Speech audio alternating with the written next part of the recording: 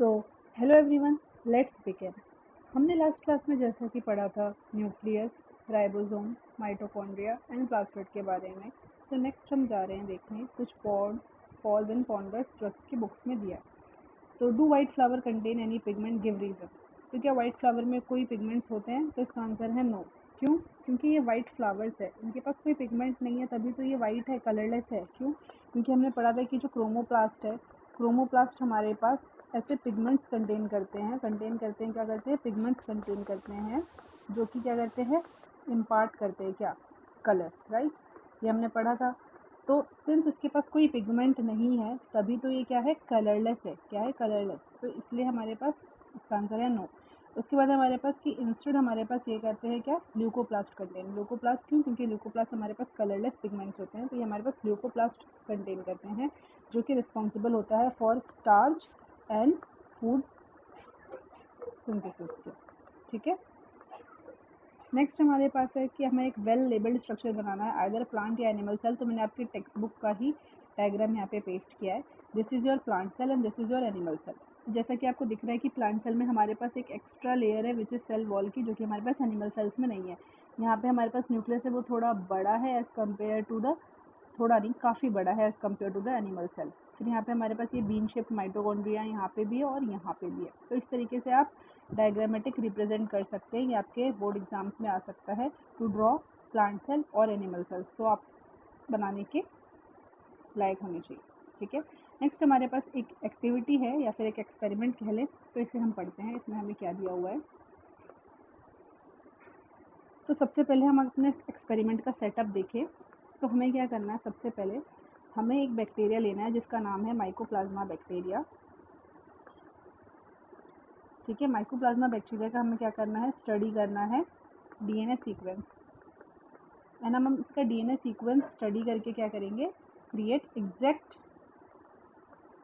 DNA sequence. ठीक है।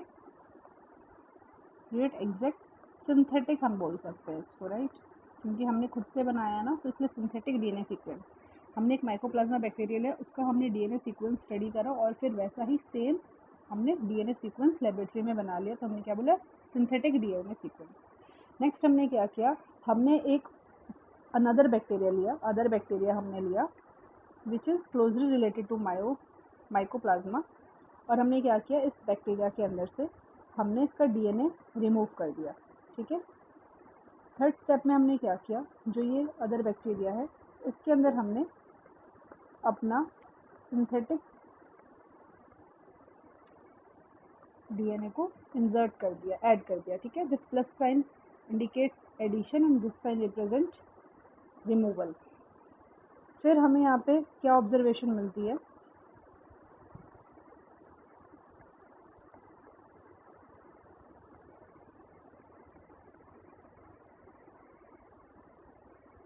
यहाँ पे जो बैक्टीरिया है, एक मिनट,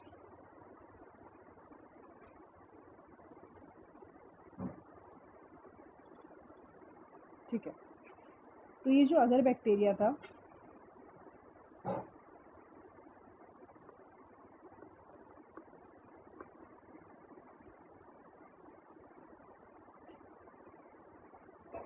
हमने माइकोप्लाज्मा के अंदर सिंथेटिक डीएनए डाला है या फिर उसके अंदर? यार तुमने बैक्टीरिया लिया, उसके अंदर तुमने डीएनए निकाला और फिर क्रिएट किया वैसा ही माइकोप्लाज्मा जैसा, और उस अदर बैक्टीरिया के अंदर भी तुमने वो डीएनए डाल दिया।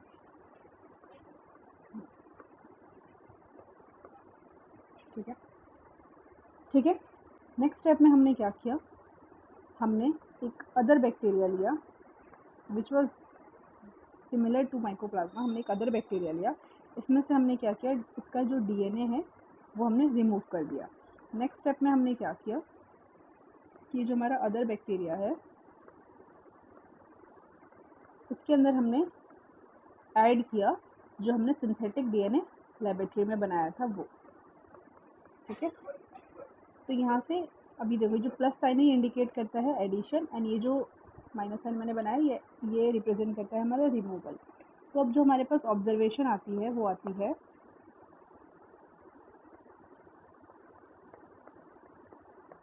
कि जो हमारा बैक्टीरिया है, जो कि अदर बैक्टीरिया जो था हमारा, उसके अंदर जो भी उसके जो डीएनए हमने रिमूव करके माइकोप्लाज्मा का डीएनए डाला है, तो अब जो हमारे पास ये जो अदर बैक्टीरिया है, इसकी जितनी भी एक्टिविटी है वो क्या हो जाती है, सेम एज माइकोप्लाज्मा। ठीक है, तो दिस शोज व्हाट, तो दिस शोज कि activity of cell is controlled by DNA. Clear है? तो यही आपको इस पूरे एक्सपेरिमेंट में दिया हुआ है आपके एनसीईआरटी में। हमने एक माइकोप्लाज्मा बैक्टीरिया लिया है, उसका हमने क्या करा है, एक सिंथेटिक एग्जैक्ट कॉपी बना दिया है डीएनए का। फिर हमने नेक्स्ट एक अनदर बैक्टीरिया लिया है जो कि हमारे पास क्लोजली रिलेटेड था माइकोप्लाज्मा के, हमने उसका रिमूव क्या कर दिया है डीएनए, और बाकी सारी चीज़ें हमने एज इट इज़ छोड़ दी है। फिर हमने उसके अंदर सिंथेटिक डीएनए जो हमने लैब में बनाया था उसको इंसर्ट किया है। तो यहाँ से हमें क्या पता चल रहा है कि इस एक्सपेरिमेंट से कि जो डीएनए वो कंट्रोल करता है structure activities of the cell. यही हमें इस एक्सपेरिमेंट में बताया। आई होप आपको समझ में आया होगा। नेक्स्ट टॉपिक है हमारा कि how do normal cells grow and divide.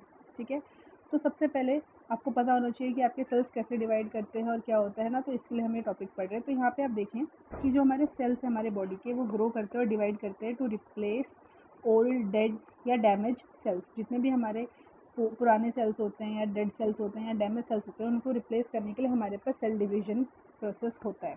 ठीक है, अब ऐसा नहीं है कि हमारी जो बॉडी होती है वो ग्रो करती है जब, इसका ये मतलब नहीं है कि जो हमारा सेल है वो अपना साइज़ बड़ा कर रहा है। नहीं, ऐसा नहीं है। ऐसा नहीं है कि हम अपना सेल का साइज़ बड़ा करते हैं जब हम ग्रोथ की बात करते हैं, क्योंकि जो सेल का साइज़ है वो एक अप टू एक लिमिट तक ही ग्रो कर सकता है, वो इन्फिनाइटली ग्रो नहीं कर सकता है।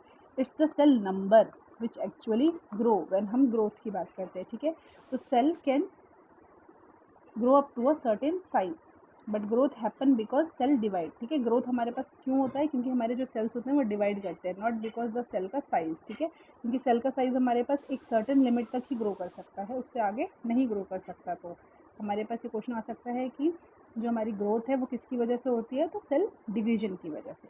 अब यहाँ पे भी हमारे पास एक एक्सपेरिमेंट दिया हुआ है, ओनियन का एक्सपेरिमेंट है, इसे भी हम समझते हैं यहाँ पे हमें क्या बताना चाहते हैं इस एक्सपेरिमेंट में।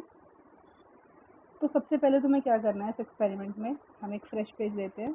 हाँ, तो ये आपके पास एक एक्टिविटी है ओनियन की।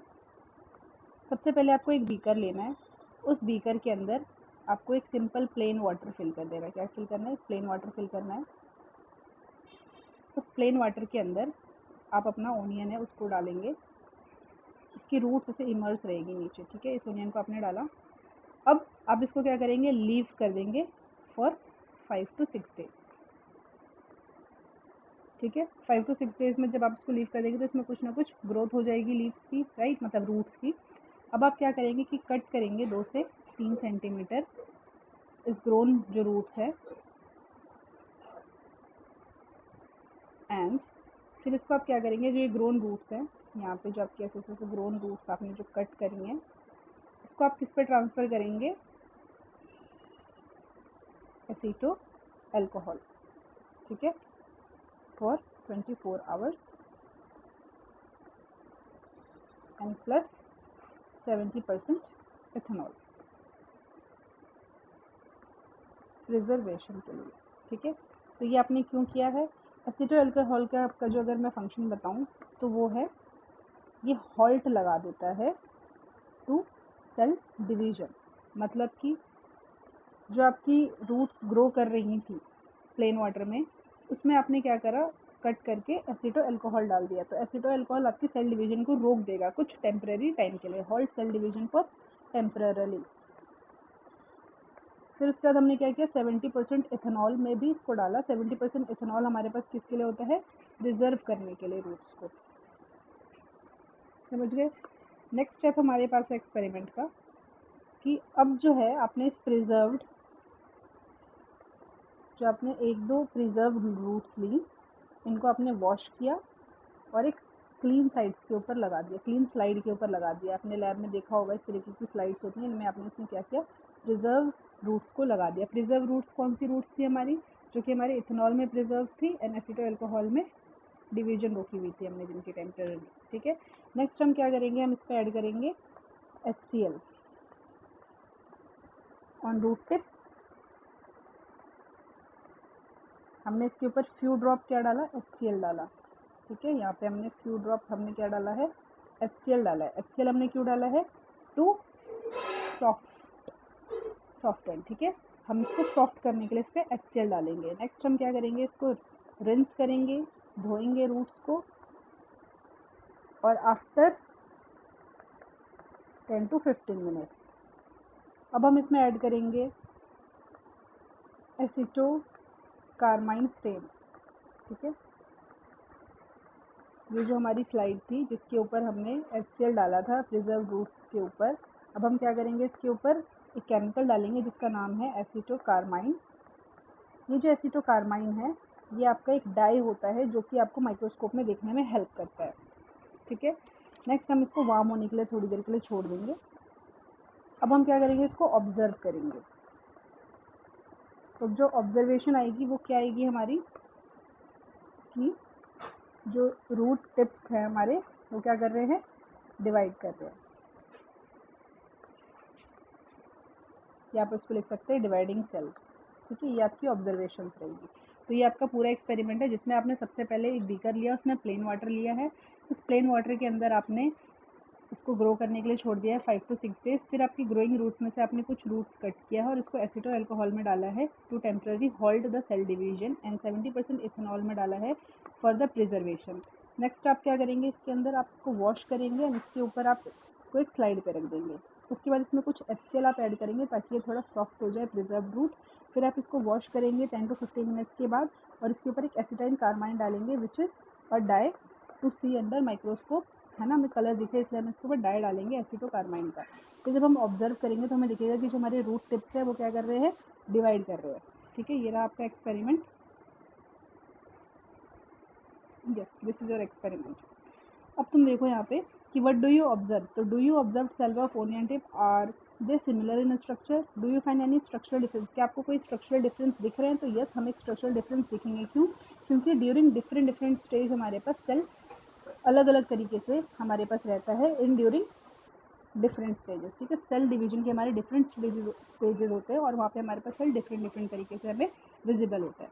नेक्स्ट हमारे पास है कि हमारे पास एवरी डे हमारे पास 100 ऑफ बिलियंस ऑफ सेल्स होते हैं जो कि लॉस्ट हो रहे होते हैं अपनी बॉडी में, रिप्लेस हो रहे होते हैं, बन रहे होते हैं, which is almost 1% of our total number of cells, समझ गए। नेक्स्ट हमारे पास है कि बोथ हमारे पास प्रोकैरियोट्स एंड यूकैरियोट्स दोनों ही हमारे पास डिवाइड करते हैं, बट जो प्रोकैरियोट्स होते हैं वो हमारे पास सिंपल डिवीजन करते हैं, जैसे कि हमारे पास बाइनरी फिजन। जो यूकैरियोट्स होते हैं वो हमारे पास एक ऑर्डरली मैनर में हमारे पास डिवाइड करते हैं, एक सीरीज होता है यहाँ पे हमारे पास जो कि सेल साइकिल होता है, ठीक है। प्रोकैरियोट्स हमारे पास सिंपली बाइनरी फिजन करते हैं, यानी कि वन सेल से हमारे पास दो सेल्स बन गए। जो हमारे पास यूकैरियोट्स होता है इनके डिवीजन के लिए हमारे पास प्रॉपर एक ऑर्डरली मैनर हमारे पास साइकिल होती है जिसको हम सेल साइकिल बोलते हैं। सेल साइकिल के बारे में आप आगे फर्दर स्टडीज हायर क्लासेस में करेंगे।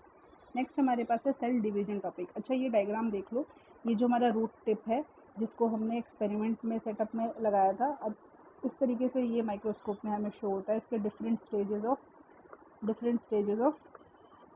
This is different stage of cell cycle, ठीक है। सेल साइकिल के आपके डिफरेंट स्टेजेस यहाँ पे आपको दिख रहे हैं इन डायग्राम। नेक्स्ट हमारे पास है सेल डिवीजन। तो अगर हम सेल डिवीजन की बात करें, तो it's the process by which new cells are from the pre existing cells, ठीक है। जो हमारे पास पहले से जो सेल्स है उनसे नए सेल्स बनना ही हमारे पास क्या होते हैं, सेल डिवीजन होते हैं। और हमने देखा था कि सेल डिवीजन हमारे पास दोनों में होते हैं, प्रोकैरियोट्स में भी होते हैं, यूकैरियोट्स में भी होते हैं। तो ये क्या करते हैं, ये हमारे पास अलाउ करते हैं टू ग्रो, रिपेयर किसको, डैमेज टिश्यू को, और रिप्रोड्यूस करने में, ओके। नेक्स्ट हमारे पास ज़रूरी नहीं कि हमारे पास सारे सेल कंटिन्यूसली ही डिवाइड करें, है ना। तो हमारे पास दो तरीके की चीज़ें होती हैं, कुछ सेल्स होते हैं जो हमारे पास कंटिन्यूस डिवाइड करते हैं और कुछ होते हैं जो कि कंटिन्यूस डिवाइड नहीं करते। तो जो हमारे पास कंटिन्यूस कर रहे हैं डिवाइड सेल, वो ऑफकोर्स कंटिन्यूसली लॉस्ट हो रहे होंगे, तभी तो कंटिन्यूस उनको डिवीजन की ज़रूरत है। तो ऐसे सेल जो कि हमारे पास रेगुलरली लॉस्ट हो रहे होते हैं उन्हीं को हम क्या कहते हैं, कंटिन्यूसली डिवाइडिंग सेल। जैसे कि हमारे स्किन सेल्स होते हैं वो कंटिन्यूसली डिवाइडिंग सेल्स होते हैं। मान लो हमें कभी चोट लग गई है, तो जब चोट लग गई है तो वहाँ की हमारी स्किन जो है, स्किन के टिश्यूज़ है वो क्या हो जाते हैं, डैमेज हो जाते हैं, तो वहाँ पे हमें रिपेयर करने की ज़रूरत है, राइट। फिर हमारे हेयर लॉस हमारा होते ही रहता है, कंटिन्यूसली लॉस होते रहता है हमारे हेयर, है ना। तो वहाँ पे भी हमें कंटिन्यूसली डिवाइडिंग सेल्स चाहिए। हमारे नेल्स हमेशा ग्रो करते हैं, फिर हम कट कर लेते हैं, ग्रो करते कट कर लेते हैं। तो ये ऐसे एग्जाम्पल्स में हमारे पास क्या होते हैं, कंटिन्यूसली डिवाइडिंग सेल्स होते हैं जो कि लॉस्ट भी रेगुलर होते हैं। फिर हमारे पास होते हैं नॉट कंटिन्यूसली डिवाइडिंग सेल्स, जैसे कि हमारे हर्ट सेल्स। जो हमारे हर्ट सेल्स है वो एक बार बन गए तो बन गए, वो बार बार नहीं बनेंगे। अगर एक बार खराब हुए तो हमेशा के लिए खराब हो जाएंगे, फिर टाटा बाय बाय आप दुनिया से, ठीक है। जैसे हमारे ब्रेन सेल्स एक बार बन गए तो बन गए, बार बार नहीं बनेंगे। जैसे जैसे हम बूढ़े होते जाते हैं हमारे ब्रेन सेल्स कम होते जाते हैं ना, तो हम बोलते हैं ना कि जैसे जैसे हम बड़े होते जाते हैं हमारे दिमाग बच्चों की तरह होते जाता है, क्योंकि हमारे ब्रेन सेल्स खत्म हो रहे होते हैं, बट उनको रिप्लेस करने के लिए हमारे पास डिवीजन नहीं हो रही होती है। तो समझ गए तुम कि कुछ सेल्स होते हैं जो हमारे पास कंटिन्यूसली डिवाइड कर रहे होते हैं और कुछ सेल्स होते हैं जो हमारे पास कंटिन्यूसली डिवाइड नहीं करते हैं। यहाँ पे यही दिया है कि some cells such as skin cell divide continuously to replace cell that are lost regularly. और हमने पढ़ लिया जो हमारे पास नॉट कंटिन्यूसली होते हैं वो भी पढ़ लिया।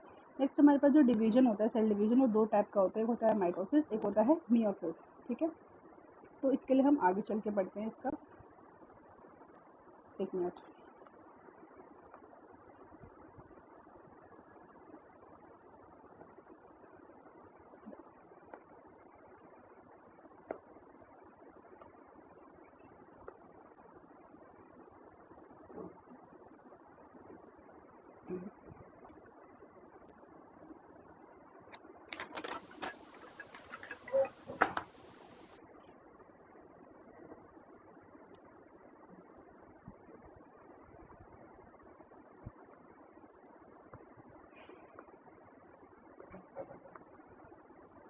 तो इसके लिए हम आगे बढ़ते हैं माइटोसिस एंड मियोसिस। तो आपके पास है पहले है माइटोसिस, फिर हमारे पास हम पढ़ेंगे मियोसिस। तो सबसे पहले जो आपका माइटोसिस होता है वो आपकी इक्वेशनल डिवीजन होती है। कैसी डिवीजन होती है? इक्वेशनल। इक्वेशनल डिवीजन का क्या मतलब है कि जो यहाँ पे आपके डॉटर सेल्स बनते हैं वो आपके पेरेंट सेल्स के जैसे ही बनते हैं, आइडेंटिकल बनते हैं, ठीक है। यहाँ पे जो क्रोमोसोम नंबर आपका पेरेंट सेल में होता है वही आपका डॉटर सेल में भी होता है। नेक्स्ट हमारे पास है meiosis. Meiosis is also known as reductional division. इसको हम रिडक्शनल डिवीजन क्यों कहते हैं? क्योंकि यहाँ पे जो हमारे पास प्रोजेनी सेल्स बनती है उनमें क्रोमोसोम का नंबर हाफ होता है as compare to the parent cell. समझ गए? सेकेंड पॉइंट है हमारे पास, जो हमारे पास माइटोसिस होता है वो हमारे पास tissue undergoing growth, repair, maintenance, ठीक है। जो सेल्स हमारे पास ग्रोथ कर रही होती हैं, रिपेयर कर रही होती है, वहाँ पे हमें मिलता है। एंड एसेक्सुअल रिप्रोडक्शन में भी हमें देखने को मिलता है। नेक्स्ट हमारे पास टिश्यूज अंडरगोइंग गैमेट फॉर्मेशन। वो टिश्यूज जहाँ पे हमारे पास गैमेट्स बनते हैं वहाँ पे हमें मियोसिस देखने को मिलता है। नेक्स्ट हमारे पास थर्ड है कि अकर्स इन सोमैटिक सेल्स। अब सोमैटिक सेल्स क्या होते हैं? तो सोमैटिक सेल्स होते हैं जो कि हमारे पास बॉडी के हमारे जो भी सेल्स है जो कि 2n होते हैं सोमैटिक सेल्स, उन्हें हम कहते हैं, ठीक है। नेक्स्ट हमारे पास है occurs in germ cell. Germ cells यानी वो सेल्स जो कि गैमेट्स प्रोड्यूस करते हैं, राइट। सोमैटिक सेल्स हमारे नॉर्मल बॉडी सेल्स जो होते हैं जितने भी होते हैं हमारे वो होते हैं, जर्म सेल्स होते हैं जो कि हमारे गैमेट्स प्रोड्यूसिंग सेल्स होते हैं। नेक्स्ट हमारे पास फोर्थ पॉइंट है कि ये हमारे पास प्रोड्यूस करते हैं दो डॉटर सेल्स। जब इसका डिवीजन होता है तो यहाँ पे हमारे पास 2 डॉटर सेल्स बनते हैं और यहाँ पे हमारे पास produce 4 daughter cells. Understood? Next point है हमारा कि यहाँ पे जो हमारे पास डॉटर सेल्स बनते हैं दे आर 2n। यहाँ पे जो हमारे पास डॉटर सेल्स बनते हैं दे आर n। क्लियर है? नेक्स्ट हमारा पॉइंट है यहाँ पे हमारे पास 1 न्यूक्लियर डिवीजन होता है।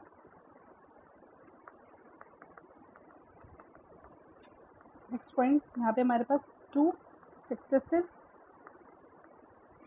Nuclear division.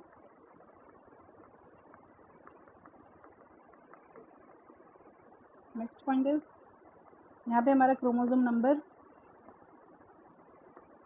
सेम रहता है, यहाँ पे हमारा क्रोमोसोम नंबर हाफ हो जाता है।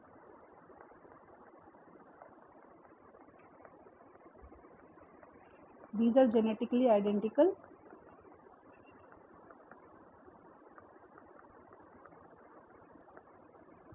and these are genetically different.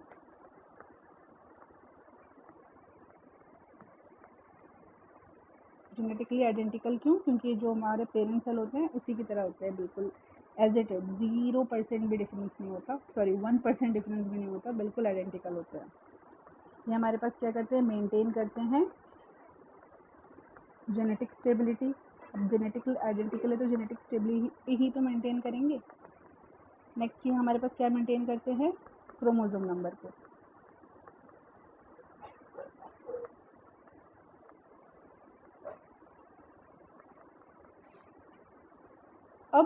अब उसकी ट्रिक अगर तुम्हें जाननी हो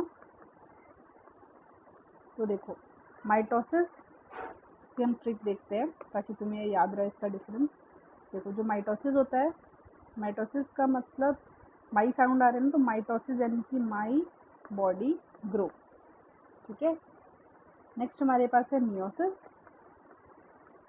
तो मियोसिस की आपके पास ट्रिक है मेक बेबीज। मेक बेबीज यानी कि यहाँ पे हमारे पास जर्म सेल्स बनते हैं जो कि हमारे पास आगे फ्यूज होके जाइगोट बनाते हैं, समझ गए। अब हम इसका एक डायग्रामेटिक रिप्रेजेंटेशन भी देख लेते हैं ताकि तुम्हें थोड़ा और क्लियर हो जाए। माइटोसिस में तुम्हारे पास एक सिंगल सेल होता है जो कि वन टाइम ही डिवाइड करता है न्यूक्लियस इसका, और यहाँ पे हमारे पास दो आइडेंटिकल सेल्स बन जाते हैं। मियोसिस में हमारे पास वन सेल होता है जो कि दो बार टू सक्सेसिव न्यूक्लियर डिवीजन होता है। यहाँ पे पहले डिवाइड करता है तो हमारे पास ये दो सेल्स बनते हैं, फिर ये फर्दर जब डिवाइड करता है तो इन दोनों सेल से ये दोनों सेल्स, और फिर इस सेल से हमारे पास ये हमारे पास लास्ट में 4 डॉटर सेल्स यहाँ पे बनते हैं। तो this is your mitosis and meiosis. यहाँ पे हमारे पास अगर क्रोमोसोम नंबर 16 है तो यहाँ पे हमारे पास क्रोमोसोम नंबर कितना हो जाएगा, 8, हाफ हो जाता है chromosome number in the progeny. Next हमारे पास अगर यहाँ पे ये हमारे पास पेरेंट है, ठीक है, और ये हमारे पास क्या है, डॉटर या फिर प्रोजेनी सेल्स। सिमिलरली यहाँ पे अगर हमारे पास क्रोमोसोम नंबर अगर 16 है पेरेंट्स में, तो यहाँ पे हमारे पास कितना होगा, 16, same as the parents. Clear है? तो this is all about mitosis and meiosis. आप यहाँ पे एक डिफरेंस देख सकते हैं। नेक्स्ट हम देखेंगे, रीड करते हैं आपके एनसीईआरटी में क्या दिया हुआ है। तो every human being began their life a single fertilize egg. तो सिंगल फर्टिलाइज एग क्या होता है, एग तो देखो हमारा क्या होता है, एन होता है जो कि हमारा जर्म सेल होता है, राइट। बट फर्टिलाइज एग यानी 2n जाइगोट, ठीक है। तो हम जितने भी ह्यूमन बींग्स है जब अपनी लाइफ जर्नी स्टार्ट करते हैं तो we begin as zygote, right, 2n which is fertilize egg. तो this is one cell divide repeatedly to form trillion of cell. और यही जो हमारा जाइगोट होता है 2n, ये ट्रिलियंस टाइम डिवाइड करता है, मल्टीपल टाइम डिवाइड करता है टू ग्रो। हमने बताया था ना कि सेल को ग्रो करने के लिए हमारे पास क्या होता है, सेल डिवीजन होता है। तो सेल जो होता है इंक्रीज करता है in number through mitosis which is most important type of cell division, ठीक है। फिर हमारे पास माइटोसिस होता है, हमारे पास जेनेटिकली आइडेंटिकल डॉटर सेल्स बनाता है जो कि पेरेंट्स से क्या होता है, आइडेंटिकल होता है। फिर ईच सेल जो होता है हमारे पास सेम डीएनए होता है एज द पेरेंट, फिर सेम क्रोमोसोम नंबर होता है एज द पेरेंट, और ये हमारे पास जेनेटिक इन्फॉर्मेशन को मेंटेन करके रखता है, राइट। ये हमने डिफ्रेंशिएट करके टेबल अच्छे से पढ़ा है। नेक्स्ट हमारे पास है मियोसिस। मियोसिस अगर हम देखें तो मियोसिस हमारे पास एक सेल डिवीजन है जो कि गैमेट प्रोडक्शन में हेल्प करता है, ठीक है। और ये हमारे पास क्रोमोसोम नंबर मेंटेन करता है, हमने पढ़ा था क्रोमोसोम नंबर मेंटेन करता है। तो ये कैसे मेंटेन करता है, देखो अगर आपके पास यहाँ पे कोई मेल है और ये फीमेल है, ठीक है, लेट्स सपोज इसकी क्रोमोसोम नंबर 16 है, इसकी क्रोमोसोम नंबर 16 है। अब जो इनका बेबी होगा, जो यहाँ पे जाइगोट होगा, जैसे मान लो यहाँ पे आपके पास पेरेंट्स है और यहाँ पे मान लो कि बेबी है कोई, ठीक है। तो इनका जो बेबी होगा, इनके अंदर भी तो क्रोमोसोम नंबर 16 ही होना चाहिए ना, क्योंकि हमारे पास ह्यूमन में सबके क्रोमोसोम नंबर क्या होते हैं, सेम होते हैं। तो अगर इसका क्रोमोसोम नंबर 16 है मेल का यानी फादर का, एंड फीमेल का मदर का 16 है, तो बेबी में तो 16 होना चाहिए। तो यहाँ पे हमारे पास रिडक्शनल डिवीजन होनी चाहिए ना। तो ये जो रिडक्शनल डिवीजन होती है यही होती है हमारे पास क्या, मियोसिस, जो कि हमारे पास जर्म सेल्स में होती है। मियोसिस हुआ यहाँ पे, तो फिर हमारे पास ये दोनों फ्यूज़ करके हमारे पास क्या बनाते हैं, जाइगोट बनाते हैं। क्लियर है? तो this is all about meiosis and production of gametes. So these are the gametes, ठीक है, this is what gametes and this is the baby. Next अगर आप देखें तो meiosis is a type of cell division जो कि हमारे पास gamete produce करता है, और ये हमारे पास रिप्रोडक्टिव ऑर्गन्स में होता है, ठीक है। ऐसा नहीं है कि ये हमारे पास सिर्फ एनिमल्स में होता है, ये देखो एनिमल्स में तो होता है, एनिमल्स में कहाँ होता है ये भी पता होना चाहिए। तो एनिमल में टेस्टिस में होता है मेल्स में, एंड फीमेल्स में हमारे पास ओवरीज में होता है। ऐसा नहीं है ये सिर्फ हमारे पास एनिमल्स में होता है, हमारे पास प्लांट्स में भी होता है। प्लांट्स में हमारे पास एंथर में होता है एंड हमारे पास ओवरीज में होता है, ठीक है। एंथर हमारे पास मेल रिप्रोडक्टिव ऑर्गन होता है प्लांट्स का, एंड ओवरीज हमारे पास फीमेल पार्ट होता है प्लांट का। तो इस तरीके से होता है। नेक्स्ट हमारे पास है कि सेल डिवाइड करता है हमारे पास दो डॉटर सेल में सबसे पहले, जहाँ पे हमारे पास क्रोमोसोम नंबर क्या हो जाते हैं, हाफ हो जाते हैं। सेकेंड जो उसकी डिवीजन होती है जो कि सिमिलर होती है माइटोसिस की, and each cell divide into two, thus forming four daughter cells with half the number of chromosome. As a result, each gamete has half the number of DNA compared to the parent. During fertilization, when gametes from two individual combine, the original chromosome number is reached. जैसा कि हमने पढ़ा था, यहाँ पे हमारे पास reductional division हुआ, यहाँ भी रिडक्शनल डिवीजन हुआ, बट जब ये दोनों कंबाइन करेंगे जाइगोट बनाने के लिए फर्टिलाइजेशन करेंगे, तो हमारे पास ओरिजिनल क्रोमोसोम नंबर मेंटेन हो जाएगा किसके अंदर, बेबी के अंदर। तो इन सेक्शुअल रिप्रोडक्शन मियोसिस का सिग्निफिकेंट रोल होता है। नेक्स्ट हम पढ़ेंगे ब्रिजिंग साइंस एंड सोसाइटी। यहाँ पे आपको पास एक टॉपिक दिया हुआ है विच इज सेल कल्चर। तो देखो, अगर हम डेवलपमेंट हम अगर देखो, to grow plants and animal cell outside the body, अगर देखो इनसाइड द बॉडी हो रहा है तो हम प्रॉपर मियोसिस माइटोसिस अभी पढ़ रहे थे, बट हमने जो डिवीजन है, सेल डिवीजन है, वो बॉडी के अंदर नहीं करी, प्लांट सेल के अंदर नहीं करी, एनिमल सेल के अंदर नहीं करी, उससे निकाल के बाहर इसको लैब में करा, तो हम इसको क्या बोलेंगे, इस टर्म को सेल कल्चर बोलेंगे, ठीक है। हमारे पास कुछ कंडीशंस होती है ये करने के लिए। सबसे पहले हमें न्यूट्रिशन प्रॉपर देना होता है, टेम्परेचर प्रॉपर रखना होता है, पीएच मेंटेन करके रखना होता है, मॉइस्चर मेंटेन करके रखना होता है, और स्ट्राइल कंडीशन रखनी होती है। स्ट्राइल कंडीशन यानी कि माइक्रोब्स नहीं होने चाहिए आसपास, कंटेमिनेटेड होना चाहिए एनवायरनमेंट, ठीक है। नेक्स्ट हमारे पास सेल कल्चर हमारे पास एक क्रूशियल होता है। क्यों क्रूशियल होता है, इसका यूजेस, तो ये हमारे पास कुछ बायोकेमिकल्स बनाने में हेल्प करते हैं, फूड बनाने में हेल्प करते हैं, मेडिसिन बनाने में हेल्प करते हैं, वैक्सीन बनाने में हेल्प करते हैं, एंड मोर ओवर और भी बहुत सारे हमारे पास रोल है सेल कल्चर के। समझ में आया। सेल कल्चर हमारे पास एक ऐसा तरीका है जिससे हम सेल डिवीजन को आउटसाइड द बॉडी स्टडी करते हैं in lab providing these suitable condition. Next हमारे पास है कि जो हमारे पास माइटोसिस है एंड मियोसिस है, ज़रूरी नहीं है कि ये हमेशा सही ही हो सकता है कि कई बार इसमें कुछ फेलियर हो जाए, कई बार इसमें कुछ एरर आ जाए, ठीक है। वैसे तो ये हमारे पास प्रॉपर कंट्रोल मैनर में ही होनी चाहिए, बट अगर ऐसा नहीं होता है तो हमारे पास क्या कॉन्सिक्वेंसेज हमें देखने पड़ सकते हैं, let's see that.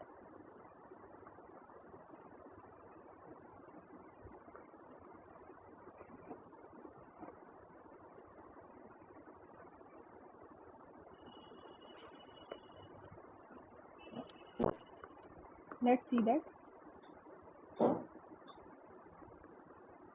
Failure of mitosis. तो अगर आपका माइटोसिस फेल हो जाए तो क्या होगा, आपके जो सेल्स है वो क्या हो जाएंगे, अनकंट्रोल्डली ग्रोथ करेंगे, तो अनकंट्रोल्ड सेल डिवीजन आपको देखने को मिलेगी। जब अनकंट्रोल्ड सेल डिवीजन हो जाएगी तो क्या होगा, वहाँ पे फॉर्मेशन होगा ट्यूमर का,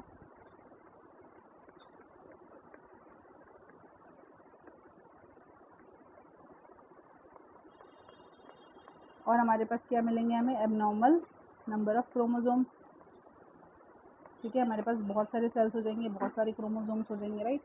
नेक्स्ट हमारे पास है फेलियर ऑफ मियोसिस।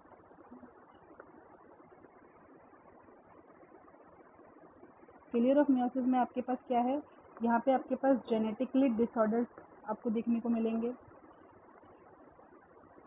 एनीप्लॉइडी हो जाएगी, एनीप्लॉइडी यानी कि एबनॉर्मल क्रोमोसोम नंबर, ठीक है।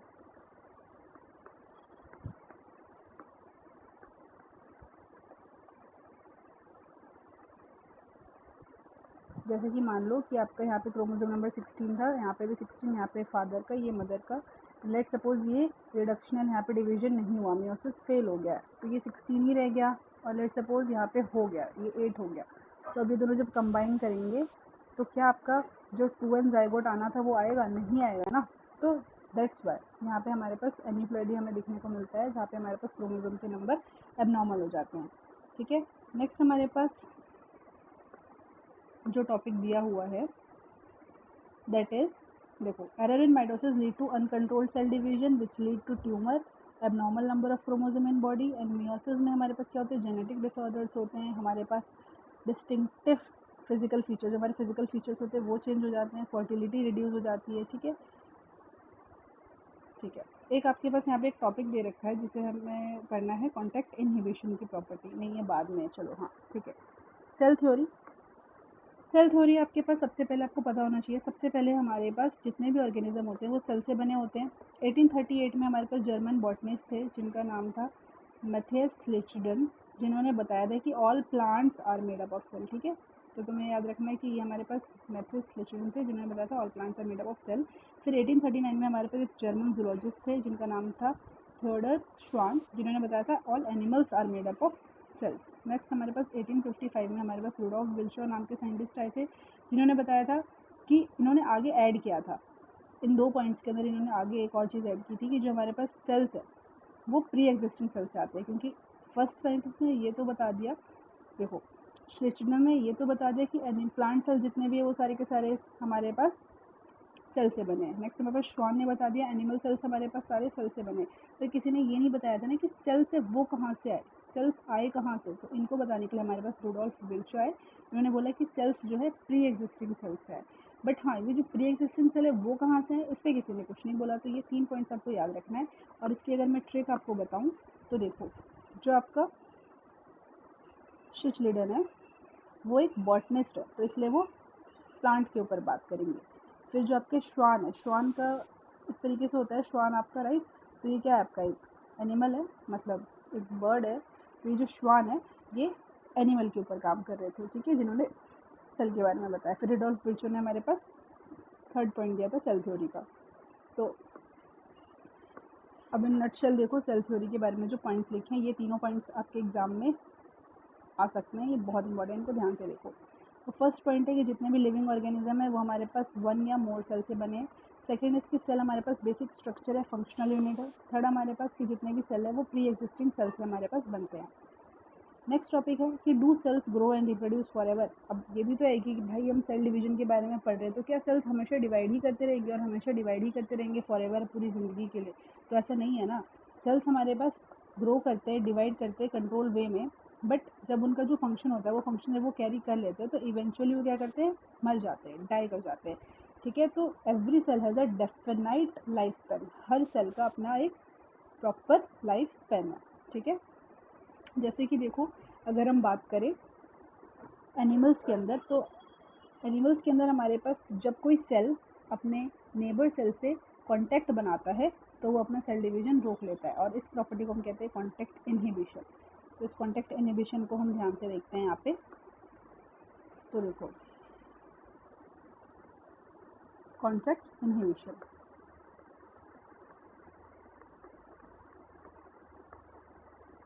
जो हमारे पास नॉर्मल सेल्स होते हैं उनमें शो होता है, ठीक है।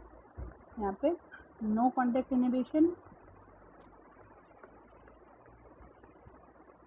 ये हमारे पास हमारे कैंसर सेल्स में हमें शो होता है। कैंसर सेल्स की क्या होती है, प्रॉपर्टी होती है। तो इसमें क्या होता है कि जो आपके नॉर्मल सेल्स होते हैं, देखो पहले हम देखते हैं कॉन्टैक्ट इनहिबिशन। तो जब आपके नॉर्मल सेल्स होते हैं, मान लो आपका एक सेल ग्रो किया, ठीक है, सेकंड सेल ग्रो किया, जब ये दोनों आपस में टच हो गए, ठीक है, लेट्स सपोज ये टच हो गए, तो ये अपनी ग्रोथ रोक लेंगे, समझ गए। फिर यहाँ पे भी जब एक और सेल है, जब ये ग्रो किया फिर टच हुआ तो अपनी सेल ग्रोथ रोक लिया। इस तरीके से लेट्स सपोज यहाँ पे तुमने एक सेल बनाया तो ये इस तरीके से रोक लिया, समझ गए। तो ये हमारे पास जो सेल्स है एक दूसरे से कांटेक्ट में आने के बाद अपनी ग्रोथ रोक दे रहे हैं, और इस प्रॉपर्टी को हमने क्या बोला, कांटेक्ट इनहिबिशन। और नॉर्मल सेल्स में हमारे पास यही प्रॉपर्टी हमें देखने को मिलती है। बट अगर हम देखें cancer cells on the other hand, तो यहाँ पे लेट सपोज हमारे पास ये सेल है, बट अब इसने इससे कांटेक्ट बनाने के, इसने अपनी ग्रोथ रोकी नहीं, ये प्रोफ्यूजली इसके अंदर घुस गया, फिर ये इसके अंदर घुस गया, ये इसके अंदर घुस गया, ये ऐसे घुस गया, ये ऐसे घुस गया, और इस तरीके से ये लोग क्या करते हैं, अनलिमिटेडली ग्रोथ करते जाते करते जाते करते जाते, और इनकी ग्रोथ रुकती नहीं है, जिसकी वजह से ये क्या कॉज करते हैं, ट्यूमर कॉज करते हैं। और ये ट्यूमर किसको लीड करता है, अल्टीमेटली कैंसर को, समझ गए। तो कॉन्टेक्ट इनहिबिशन हमारे पास कैंसर सेल की प्रॉपर्टी होती है। तो क्लियर है सबको कॉन्टेक्ट इनहिबिशन। तो इसको थोड़ा सा छोटा करते हैं,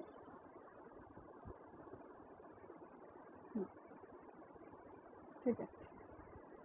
ओके, तो क्लियर है सबको। तो इसको थोड़ा सा छोटा करते हैं कॉन्टेक्ट इनहिबिशन को।